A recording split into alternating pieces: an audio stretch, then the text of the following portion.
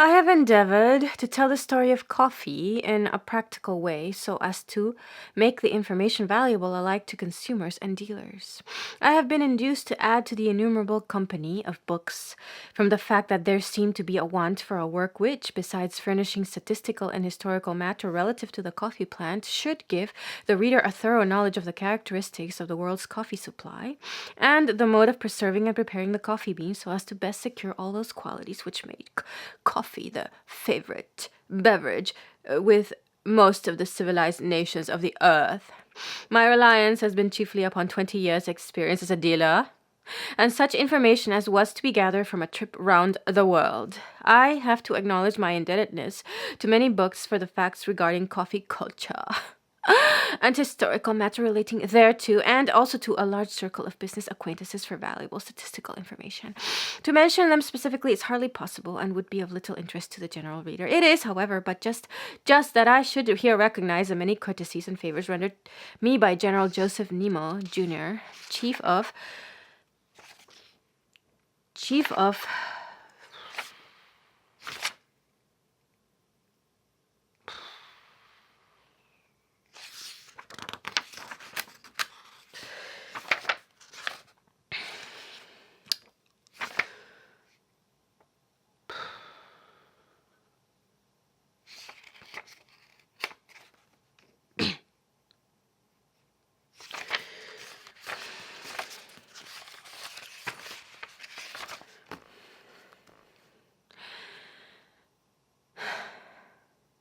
Coffee, a most important item in our domestic economy, is entitled to more attention than it generally receives. At a majority of breakfast tables, if the coffee is good, everything is good. A fact so significant in itself that no other argument is needed to prove the all-importance of uniform success in the preparation of this one article. Books innumerable have been written about this famous berry. It has been made the subject of investigation by savants.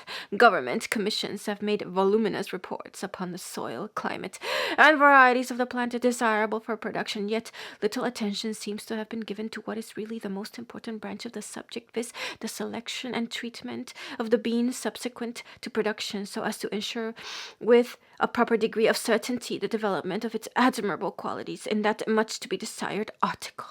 A good cup of coffee.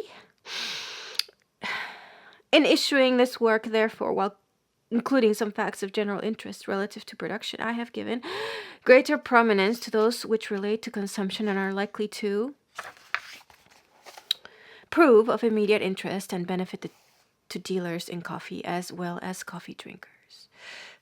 The present undertaking originated in my love for a good cup of coffee and a curiosity to know why there existed such a wide range in the quality of the article at my own table, as well as at others. I began by investigating the mysteries of the kitchen, and this led to an examination to the different ways of making the beverage, including the use of many patent coffee pots, the degree of fineness to which the coffee should be ground, the method and extent of roasting, the deterioration in quality after roasting, the best receptacle for the preservation of the aroma, and finally, in connection with my own business, a study of the varieties and qualities producing the best results.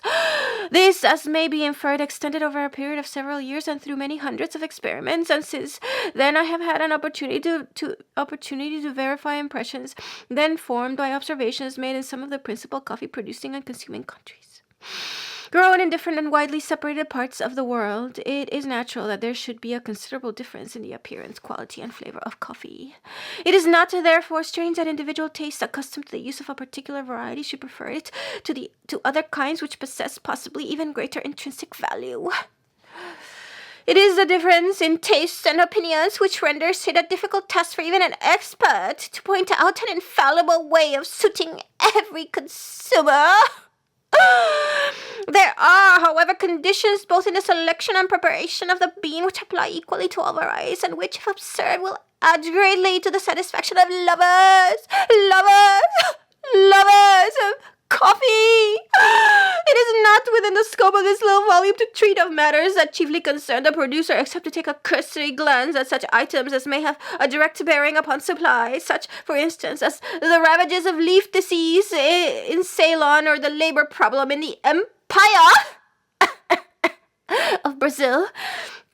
In the start, I recognize that prejudice, the result of habit, is met with at every turn. There are honest differences of opinion as to what constitutes a good cup of coffee.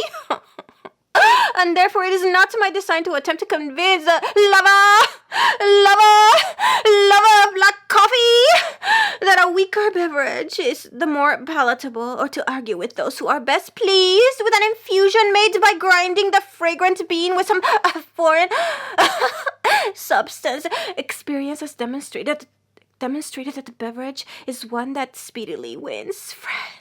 I incline to the belief, as often expressed, that coffee was designed for man's sustenance and happiness as much as the golden grain or the delicious fruits of Mother Earth. Somewhere I have read of the great surprise and delight manifested by the Indians on the western plains when first made acquainted with the beverage. Usually indifferent to new objects, they failed to restrain their delight over the comforting draught. It is a matter of record that they have traveled several hundred miles in order to gratify their taste for coffee. The story has been told of an Indian chief who, dressed in a robe of great beauty, came in contact with a trader who tried every means to secure the coveted garment. At last, the meeting terminated with the accustomed treat of coffee. The chief was one of the first to gratify his palate with the beverage. It seemed as if his spirits had been roused by some unseen power. He pressed eagerly for more, and delighted at receiving a second supply he threw upon the trader as an expression of his joy. The magnificent robe that the money could not purchase. Similar experiences attended the introduction of coffee into all the countries where it is consumed. As if today thousands fail to find a pleasure where it in lingering over a cup of delicious coffee, it is due probably to a lack of knowledge how to select and prepare the bean. My experience at home and abroad leads me to the belief that 2/3 of the lovers of coffee are, from lack of knowledge, daily cheated out of the solid enjoyment